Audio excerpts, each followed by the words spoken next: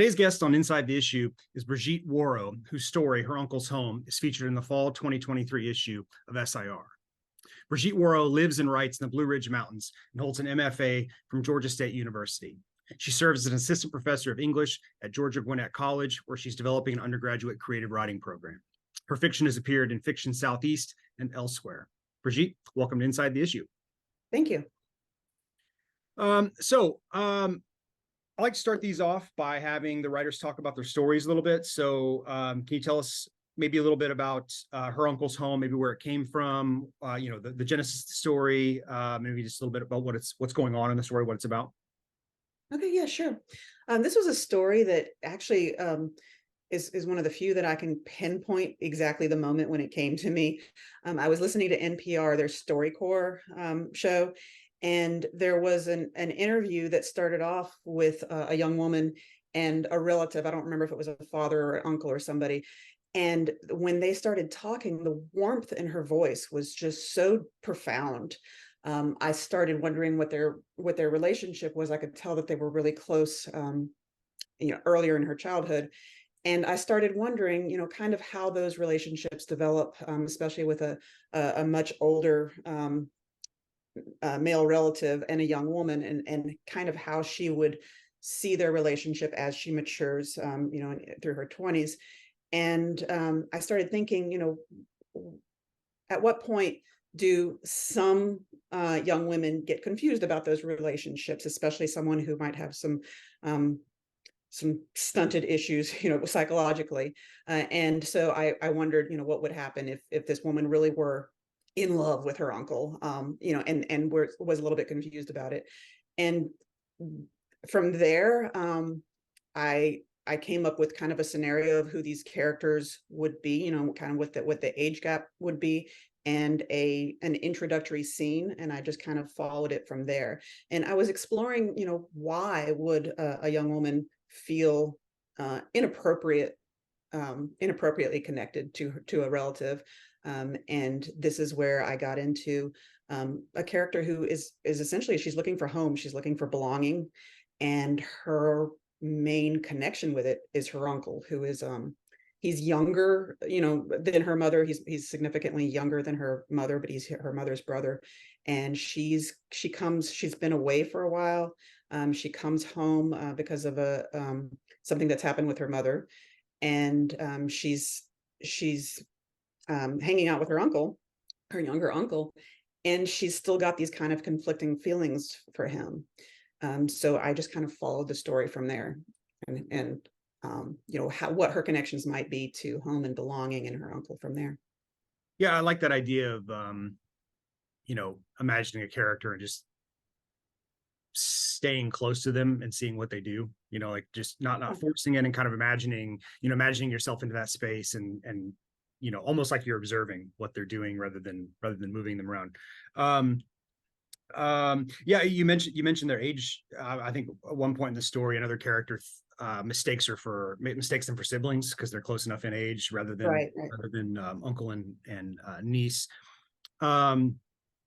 So it is really cool when you can remember, distinctly where a story comes from. Was the process of writing this one, aside from that moment of sort of insight that you had where you wanted to follow it, was the process of writing this story similar to other stories or other stories you've written, or is it unique?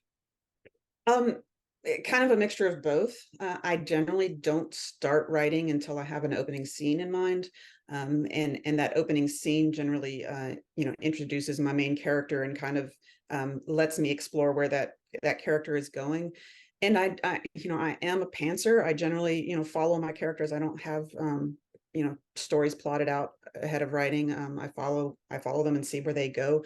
But this one really threw me for some loops. I really wrote myself into some, kind of dark or mysterious places, and followed these characters, and it surprised me oftentimes, like, she would say something and I was like, wow, that's exactly what what this character would say in this situation. Mm-hmm.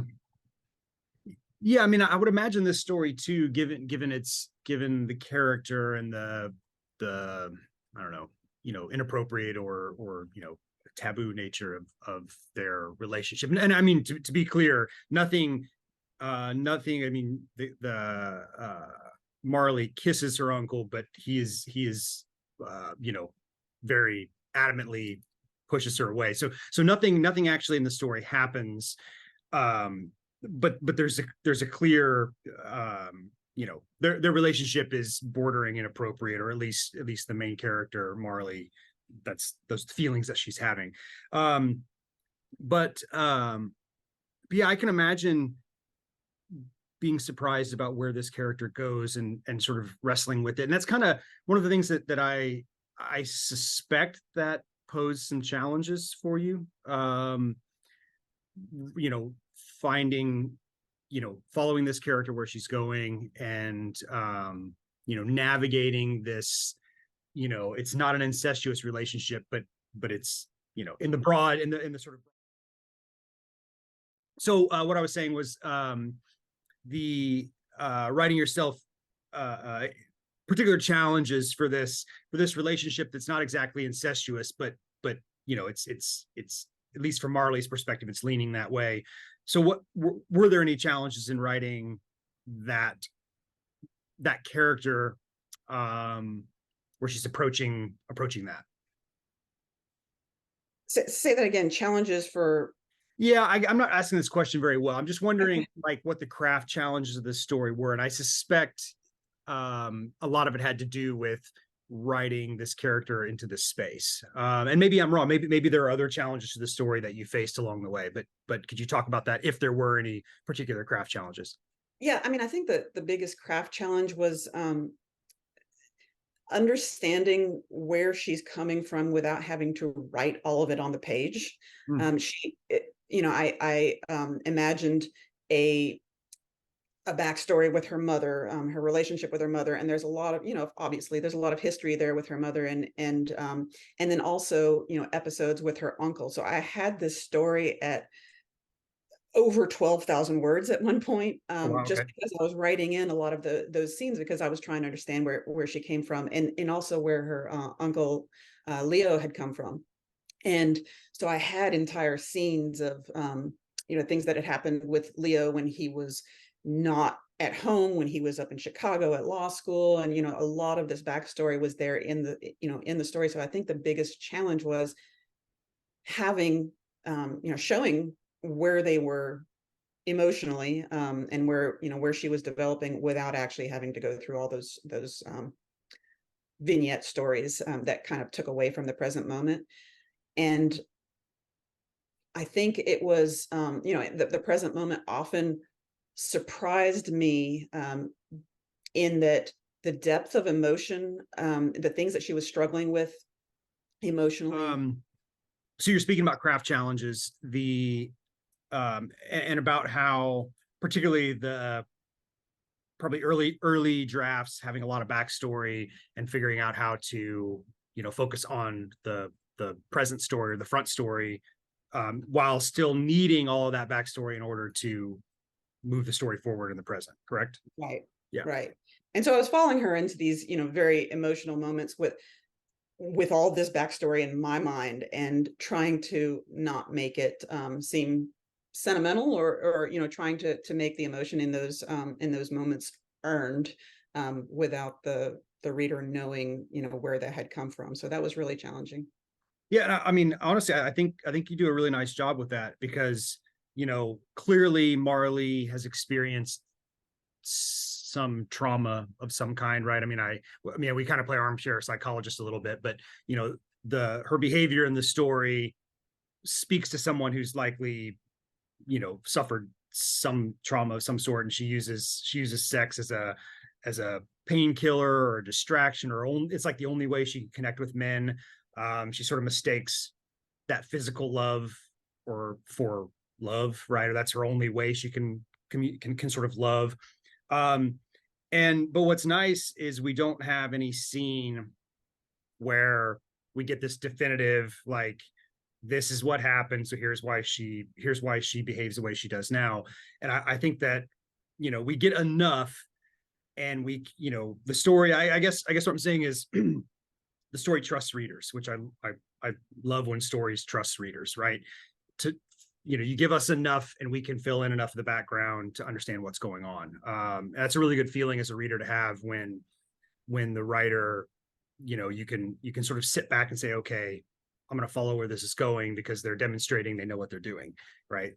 So I really like that. So just a more of a like a revision process then, and this is kind of cool where these conversations can kind of lead to, might be helpful for other writers. What was your process like figuring out how much of the backstory is necessary and how much you could cut?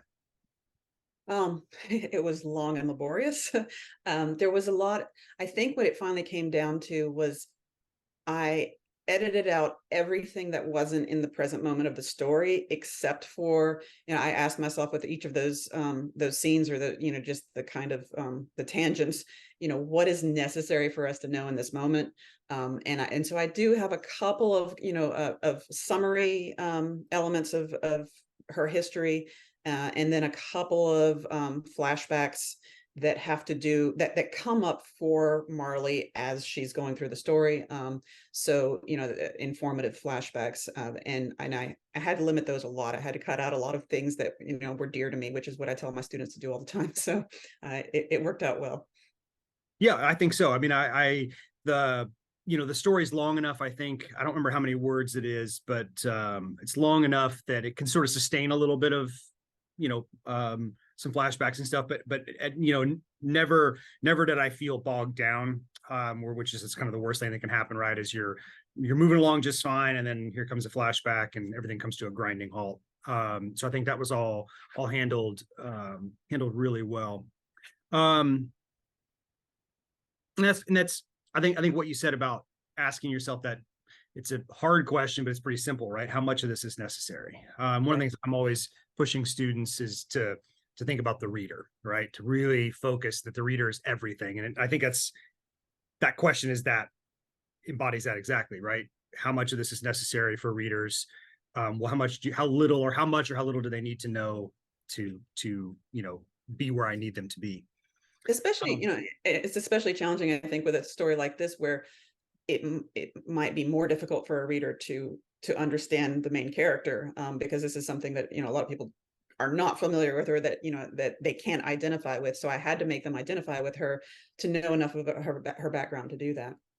Yeah, we get enough of the mother, I think, to let us know that she's her life has not been great, right? She's suffered some things. She's yeah. So I don't know. I really enjoyed the way that the story managed that space. And again, it's engaging in this taboo subject, but it treats it, never in the story does it seem like salacious or gratuitous in any way, right? It seems like this is a character who, for some reasons we understand, some we don't, feels this way about her uncle, and it explores it without. And I like the story doesn't really judge her for that either, which might have also been a bit of a challenge to approach this as honestly as you could without having the story judge her. And I think the ending, the final image, I don't know, what are your thoughts about that final image? So she's after the mother dies, a cop brings her home, and she has a sexual encounter with him and goes back to and sees her uncle at their house. Yeah, I don't know. What were you thinking about that final image for the story? I guess as far as resolution, I wanted, as I was writing the story, I realized where it needed to go. I realized, what her, where she needed to go. And, she does, I feel like, in the middle of the story or toward the end, she's beginning to reconcile. She's beginning to understand that there's more to her connection and her belonging, than sex. She feels very distanced from her home, from her family, and she's trying to get that back, inappropriately. And so then in the end, I wanted her to have that knowledge or to have that understanding, but she's not experienced with it yet. And so I wanted her um, to have, for us to understand that she's got some kind of inner resolution with it, but for it not necessarily to be completely wrapped up in a neat bow at the end. So in the very end, she and her uncle are left alone on the property. Neither one of them have any connections anymore. And I wanted that to be her realization that, as kind of cheesily the title suggests, that her uncle is her home, that is her one bond and belonging. And she acknowledges that. I didn't, I realized that she probably isn't completely free, especially since that very day she has sex with the with the cop. She's not completely free of that feeling, but that she at least is has reconciled that he is her connection to home. Mm-hmm. Yeah, and there's still too in that very last line. And the very last line of the story is, then she heard his boots step closer, felt his warm hand in hers, and she knew the pull of home. And I still like the warm hand, because there's like you said, there's this gesture toward not resolution but acceptance, or a realization on her part, but there's still the sensualness of the warm hand. Like it's not, she's not like, this isn't fixed, this isn't over, right? It's so I really like the complicated nature of that ending, because it suggests some future, possibly far off resolution, but that this is not, these feelings for her uncle aren't going to go away. Yeah. And come to think of it too, I did actually struggle with whether I have kind of a dark a dark edge to my writing often, and I wondered whether, as she is maturing, her uncle's also has his own things going on, his own romance and heartbreak going on, and I wondered how much he was actually struggling with her feelings, and so I did struggle with whether something more physical happens at the end. I didn't go that far, but I thought, I wanted it to be that the two of them kind of come to the same place, that they're finally kind of emotionally and physically in the same place. And I think you mentioned that. I mean, there's enough in the story, I think, to suggest that the uncle is also possibly struggling with kind of an inappropriate attraction to her. He just seems to like know better, right? Or he seems to sort of like not even be entertaining it, where she's willing to entertain it and even desire it. He's just like, he shuts it down. But there are places throughout the story where I think it's safe to say that he's struggling as well, just doing it in a, probably we might say, at least from a healthy perspective, in a more appropriate way than she is. But I just like that moment that it suggests that this relationship is going to remain complicated, even as it moves forward, hopefully to something a little more healthy. Yeah. So what are you working on now? If you don't mind, I know some writers don't like to talk about that. I don't mean to put you on the spot either, but what are you working on, or where might people find more of your work besides SIR? Yeah, thanks for asking. I actually I tend to write more long form, and so I'm working on a novel, and I keep having to stop and write short work so I can try to get some stuff published out there while I'm working on this on a novel. This is a kind of multi-generational novel, also with a couple of young women at its heart, and it goes over several generations. It's a little bit Southern Gothic. There's a little bit of kind of mythology of the kind of in the Tennessee mountain area. It's a young girl who has been estranged from her mother and living with her father, and there is a kind of a myth or folklore in those mountains about this mysterious singing man who wanders these hills, and she is searching for her mother, and she ends up leaving home and going out into the woods in search of her mother, and there's some interactions with this singing man, and kind of a more kind of history of the area and the family, and following this young girl as she seeks her mother. Oh, cool. That sounds very not. I mean, it sounds William Gay like, or Ron Rash or somebody like that. I know those are that's a good company to be in, I think. Thanks. Awesome, great. You can find Brigitte's story, Her Uncle's Home, in the fall 2023 issue of SIR. You can go to usi.edu/SIR to find out how to get a copy. The link, of course, will also be in the description below. Many thanks again to Brigitte for joining us. It was excellent to hear about your story. Thanks for having me. All right, we'll see everybody on the next one. Thanks.